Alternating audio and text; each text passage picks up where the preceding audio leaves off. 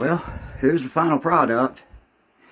It is rough trying to get all of that straight, especially without, one of these to go by. But I've got it. Seems like it's cooler, or warmer, I mean.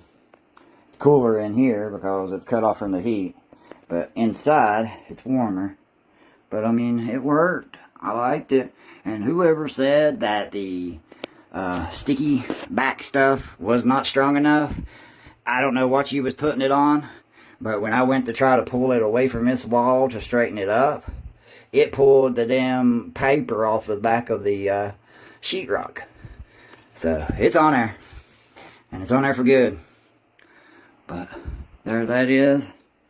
And then I'll show you when I walk through it. You walk through,